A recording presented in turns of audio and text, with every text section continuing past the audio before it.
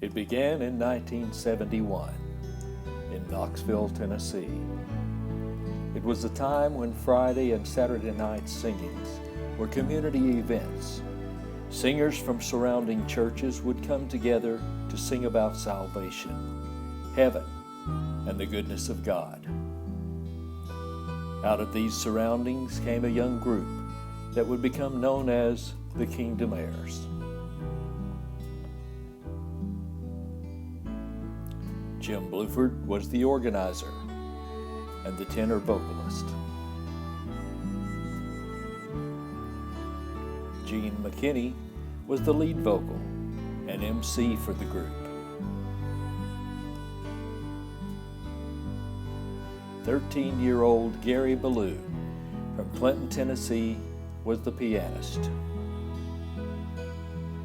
The drummer, which was unusual to have at the time, was Jim Ford, also 13 years old. The bass vocal was Raymond Parker.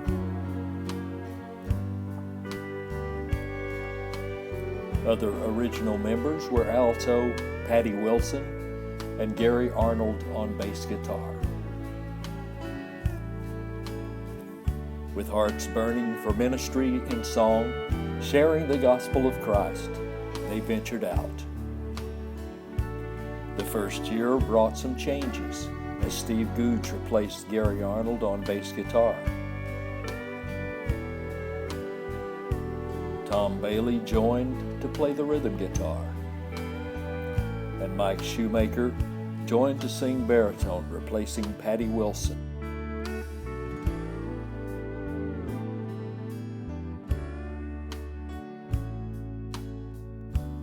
Raymond Parker soon left the group for personal reasons. The more they sang, the more doors were opened, as their sincere testimonies and enthusiastic singing blessed many. The name of the group was chosen from James 2:5.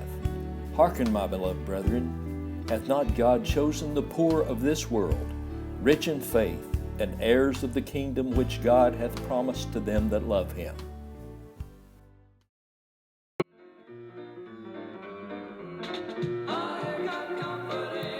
The Kingdom Heirs' first record was a 45 RPM, recorded at WKXB Christian Radio in Knoxville, Tennessee.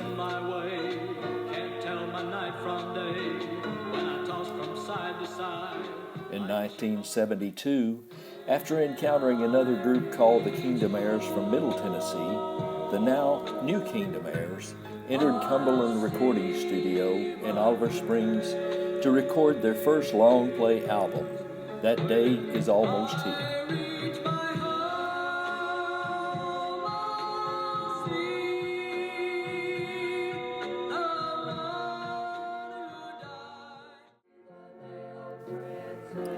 The next album, All Aboard, was recorded at Scenic Land Studios in Chattanooga, Tennessee. The cover photo was shot on the train at the entrance of Gold Rush Junction in Pigeon Forge, Tennessee, which would later become Silver Dollar City and then Dollywood. In the fall of 1973, Larry Hudson came to play lead guitar after accepting Christ in a Kingdom Heirs service at Gilead Baptist Church.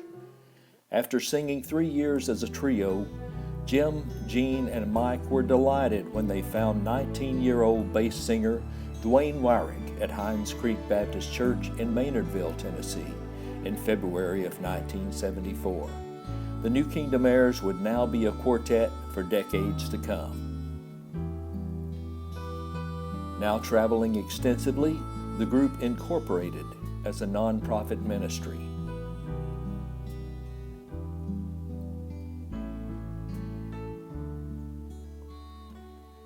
Gene McKinney began writing songs that year, and his first song, Watching and Waiting, was recorded as a title cut by the Lamar Seago family and made the Singing News Top 40.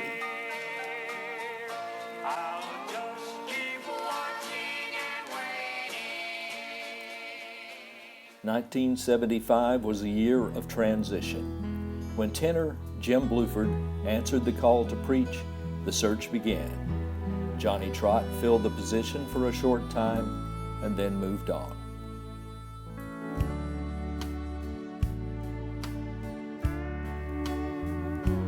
He was followed by Mark Nipper, a fine young tenor who filled in for several months and is shown here with the group singing on the Huff Cook Gospel Hour.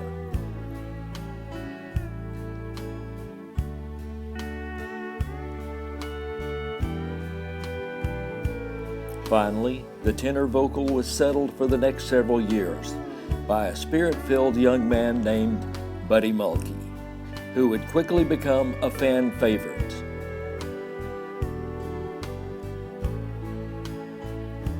Over the next few years, Gene, Jim, and later Tommy Rowe would write several songs the group recorded, Changed in a Moment, Praising Jesus, Believe on the Name, How Firm a Foundation, and I Must Press On, to name a few.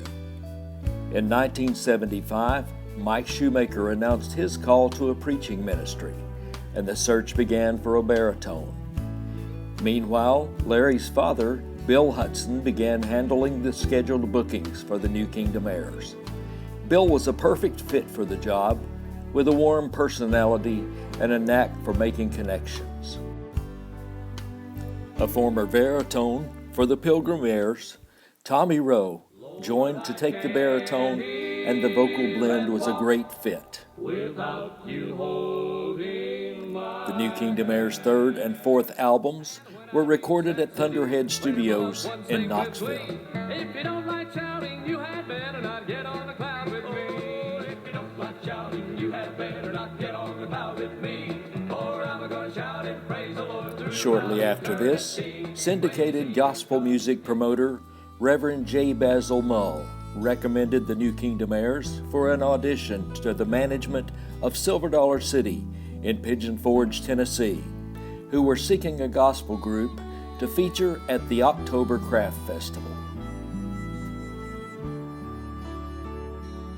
The popularity of the New Kingdom Heirs gospel music with park visitors led to annual appearances at the Spring Young Christian Days, the Midsummer Mountain Music Festival, as well as the October Crafts Festival. I will arise and go to Jesus. He will embrace me in his arms, in the arms of my dear Savior. Oh, there are 10,000 charms. It's shouting time in heaven. The fifth album was recorded on Trail Records at Tri-State Studios in Kingsport, Tennessee, and produced by Jim Hamill of the Kingdom Quartet. It was titled Heaven on the Horizon, a new song written by Gene. To that heavenly home are awaiting my coming, I know. Mom and Dad will be there, they'll be young and so fair. I'm so glad that I'm ready to go. I can see heaven on the horizon as my time here on earth slips away. Its light grows much brighter, my burdens are lighter each time that I kneel down to pray. I'll walk down the streets of that city with my Lord walking close by my side. The New Kingdom Heirs were now appearing in concerts regularly with many of the top groups in Southern gospel music: the Kingsmen, the Hensons, the Cathedrals, the Hemphills, the Chuck Wagon Gang, the Primitives, the Nealons, and many, many more.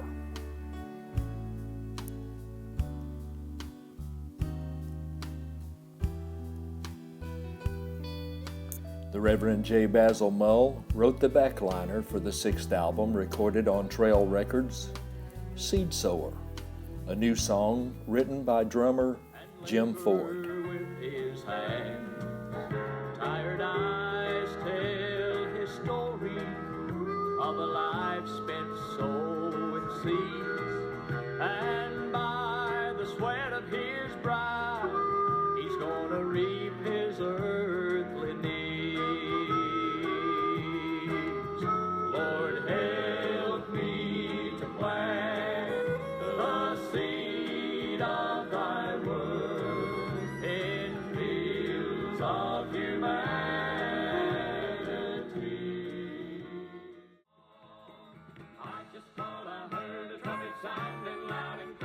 In 1979, at the urging of Reverend and Mrs. J. Basil Mull to drop the "new" from their name, the group researched the legal availability of the name Kingdom Heirs and found it was not bound or secured by any trademarks, copyrights, or registrations.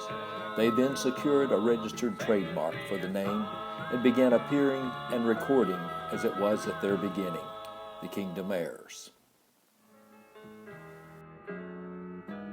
Jesus, take me and use me. Their seventh album, I'll Gain More Than I'm Missing, was also on Trail Records and produced by Jim Hamill and Bobby All.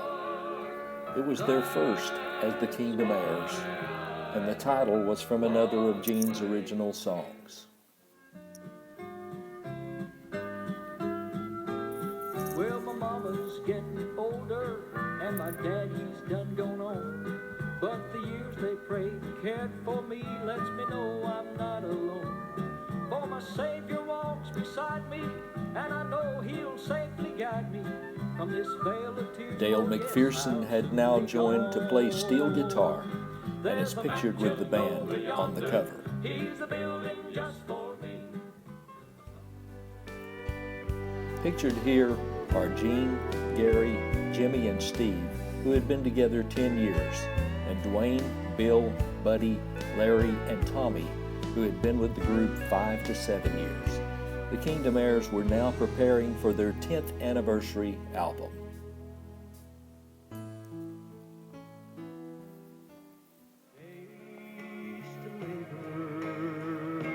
The relationship with Silver Dollar City continued to grow, and the Kingdom Heirs' Southern Gospel sound had developed a following among park visitors from all over the country.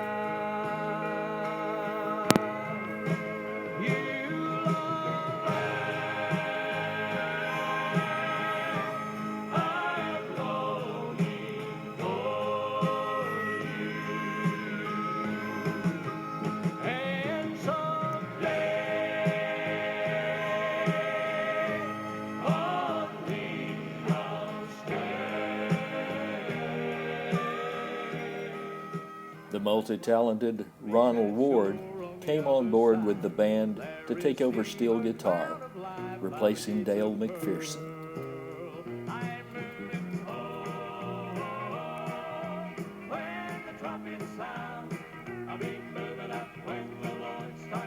Recorded at Hilltop Studio in Nashville, Tennessee, and produced by acclaimed musician and director Gary Prim, the Kingdom Heirs' 10th anniversary edition was their best project to date.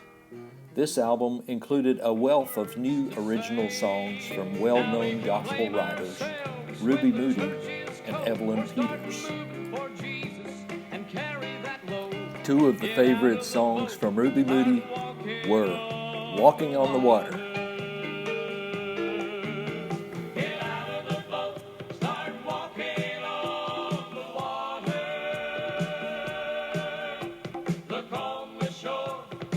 and the beautiful spirit-filled song, Rise.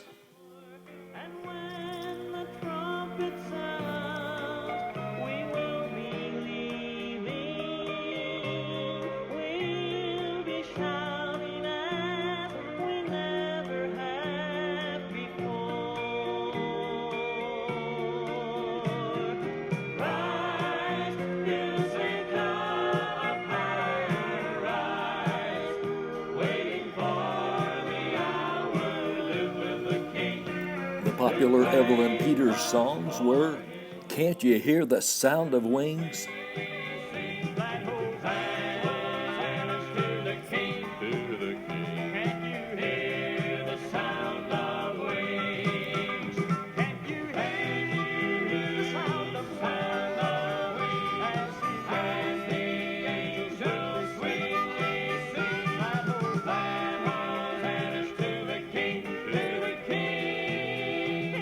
And the song that reminds us of God's blessing, He's so good to me.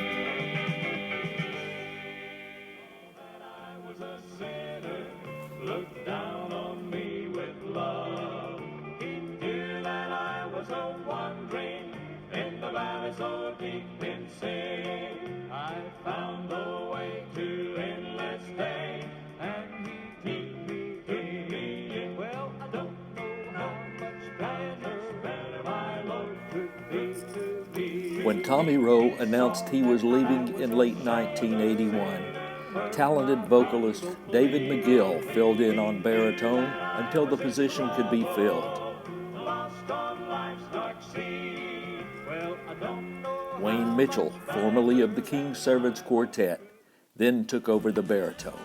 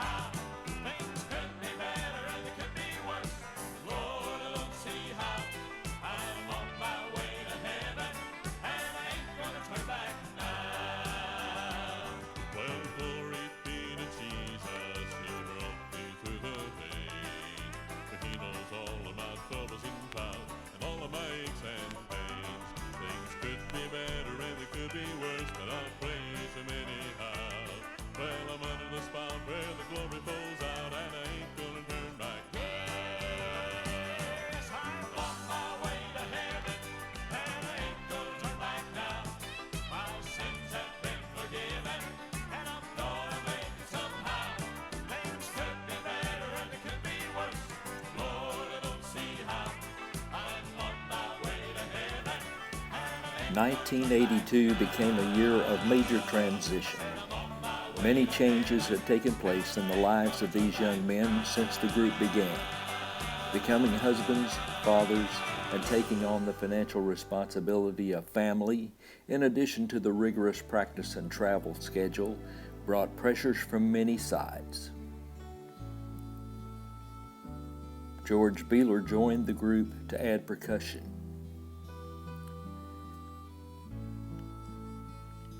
Dwayne Wyrick announced early that year that he would be leaving.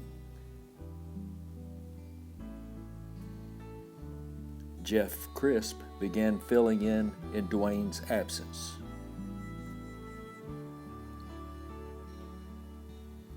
Then, after the October Craft Festival at Silver Dollar City, co-founder Gene McKinney announced he would be leaving to put more focus on his family. With that, Jim, Gary, Buddy, and Steve decided also to do the same. The remaining Kingdom Heirs, Larry, Bill, Wayne, who moved from baritone to tenor vocal, Ronald, and George, then moved to fill the vacant positions. Steve French filled the baritone position. Chris French was bass guitar. David McGill returned to sing lead vocal, and Randall Hundley played keyboards. The transition was complete. The Kingdom Heirs would continue and reach the top of Southern gospel music, singing to more people each year than any other gospel group, as they sing to thousands daily all season in the Kingdom Heirs Theater at Dollywood in Pigeon Forge, Tennessee.